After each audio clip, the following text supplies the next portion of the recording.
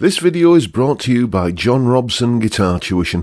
If you enjoy the content, please consider supporting the channel by enrolling on a course, purchasing some guitar lessons or a t-shirt, or you can join my Patreon. Now, on with the show. Hello chaps, welcome once again to John Robson Guitar Tuition. As always, I do hope you're well.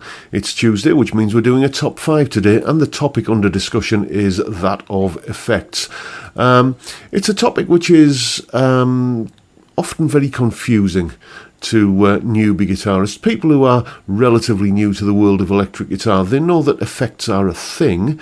You know, they read articles in guitar magazines, if anybody still reads guitar magazines, or more likely seen YouTube videos about their favourite guitarist, and they're talking about what's on their pedal board for this year's tour. And there's just a lot of stuff to take in. So I thought what I'd do today is run down what I think are the most useful, most versatile, and the type of effects and pedals that, if you're new to the world of electric guitar, these are the ones that you should probably look at first, starting with overdrive or distortion. Okay, some kind of drive sound, overdrive, distortion, whatever you want to call it. It's all basically based on the same sort of idea of distorting the sound coming out of your guitar, either by overdriving the amplifier or by using some kind of device to distort the sound. The way I tend to do it these days is I tend to set the amp for the most overdriven sound I'm going to need, and then use the volume control here on the guitar to clean things up. Let me demonstrate. So I've got a fairly clean sound dialed in now. Well, the sound is quite dirty on the amp, but the guitar's volume is backed off clean, and then I'm going to crank the volume on the guitar and you'll hear what overdrive sounds like.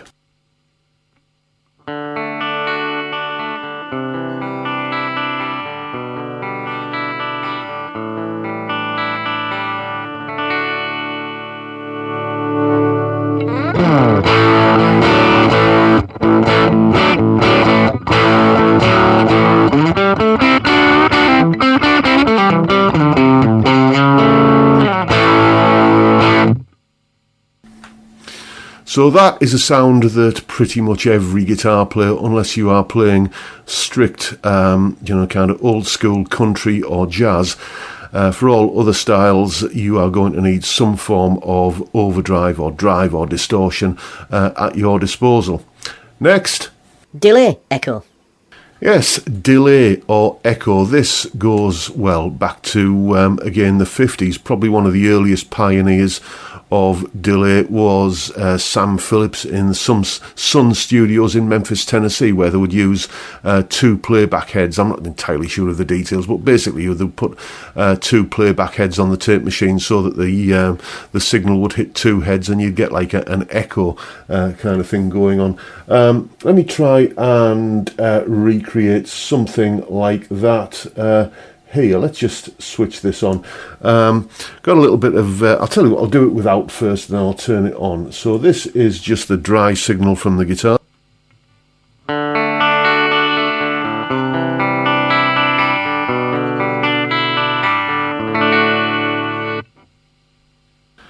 And now let's add a little bit of delay echo.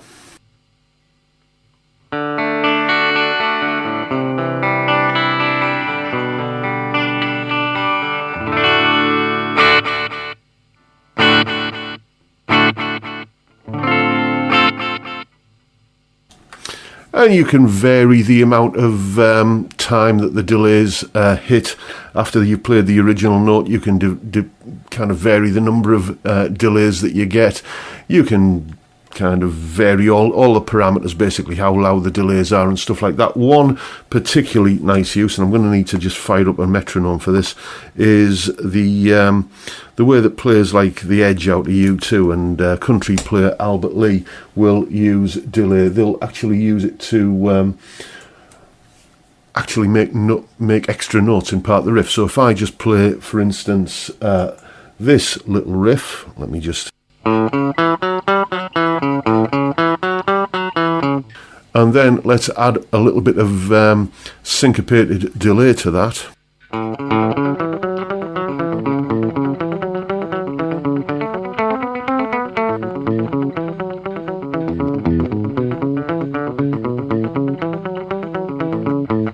something like that. You can hear that sort of thing on many U2 records, maybe not playing a rock and roll kind of thing like that, but that sort of syncopated delay.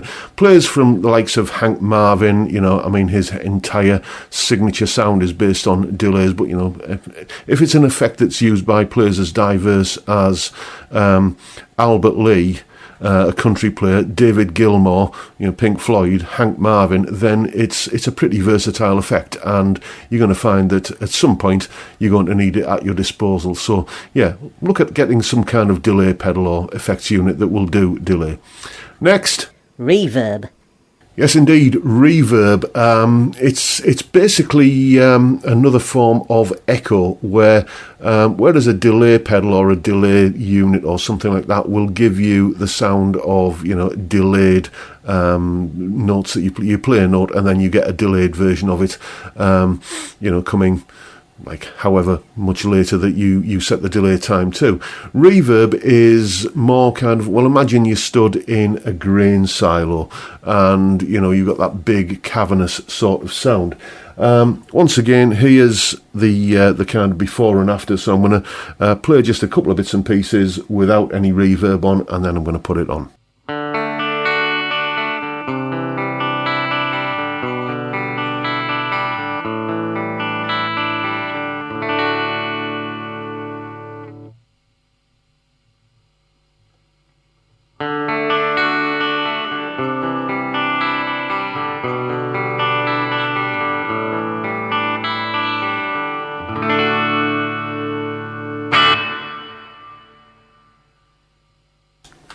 You can really get that sort of, as I say, stood in a grain silo or a big kind of cave sort of sound from it. There's various different types of reverb. You've got the old kind of spring reverb kind of thing that used to be, you still do get in quite a lot of amps, which is a sort of an electromechanical version of it with, I guess plate reverb is a similar kind of thing. These days, digital reverb, which is what I'm using here, to actually simulate a plate reverb is probably, it's cheap enough that many effects units have them in. Back in the 80s, I remember a digital reverb was, something that you used to have to save up for, but 20 quid will buy you one of these little Behringer pedals that will give you, a passable reverb sound. For not much money at all. So yeah, reverb is very, very definitely an effect that is used by pretty much everybody. Don't overdo it though. If you're playing on stage in a big venue with kind of a sort of reverby room, then when I was playing live, I would always just turn the reverb off under those circumstances because it's there in the actual physical space that you're playing. But yeah, you should definitely kind of make sure that you have access to reverb as and when you're going to need it. Next, Chorus. Yes, indeed, chorus. This is an effect that is, it has its roots in the old Leslie cabinets that were originally designed for electric organs. Basically, it's a soundproof box with a speaker and a microphone in it, and the speaker is rotating, so you get like a sort of a Doppler shift thing going on as the microphone is picking up the sound of the rotating speaker. Obviously, that's a very primitive but still very effective way of getting the sound, and then you'd get like the Jim Dunlop Roto Vibe, which was a pedal version of it, but the one that was the big game changer, I guess, was the Boss Chorus Ensemble, and I've got a digital version of it here, courtesy of Guitar Rig. So once again, I'll just do a little bit of kind of play that same arpeggio chord thing that I seem to be settling into playing without it, and then I'll demonstrate what the actual sound, what the difference chorus makes to the sound. Here we go.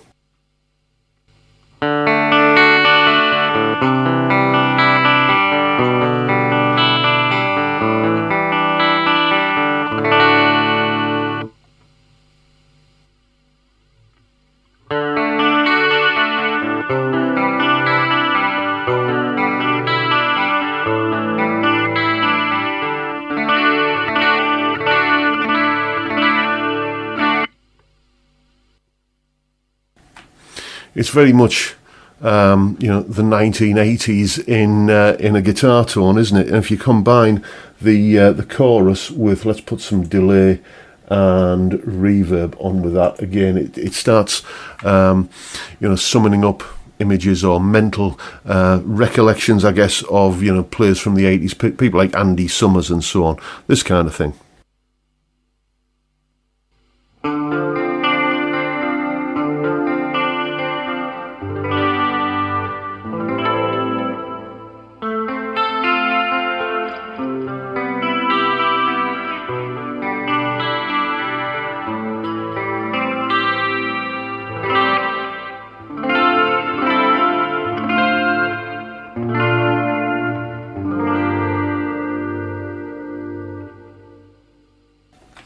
So, I mean, all three of those effects that I had on there, chorus, delay and reverb, they all seem to just add up and complement each other really well and, give a very pleasing halo around the sound, which is, why they were quite popular, well, still are quite popular, but the heyday of that kind of tone, I guess, was the 1980s. And I don't use chorus all that much these days, but I do miss it if I don't have it available, just to kind of sweeten up a rhythm guitar part or something. So it's definitely something that you should consider investing in and having access to as and when the need arises. Next. Wawa. Yes, indeed. Save the best till last. Wawa. Basically, Wawa is a foot-operated tone control. It's nothing more than that. I've got my foot on the pedal now, and as I press the pedal down, what's going to happen is I'm going to be boosting the treble and cutting the bass. So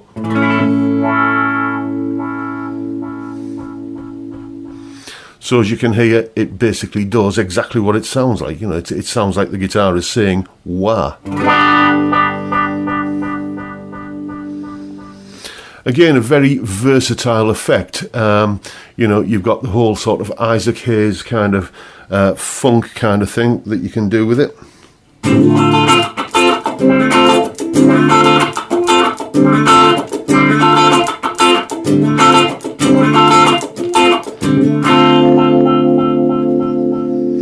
Or, kick on a little bit of what we were talking about earlier, overdrive, and you've got, rock god status, at your fingertips.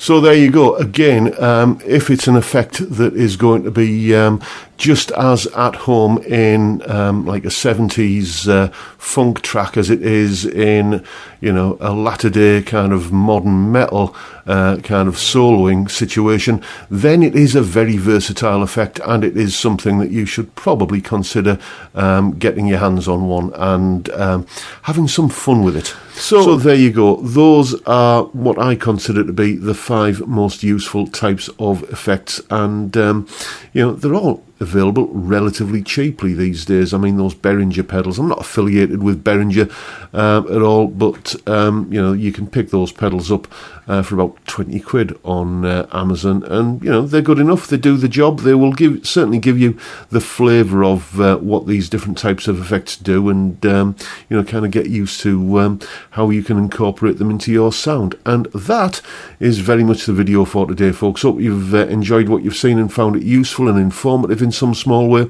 And if that's the case, please hit the subscribe button and the notification bell if you haven't already done so. And why not give me a like while you're at it? Don't forget, as always, the live stream every Friday, 5 p.m. UK time.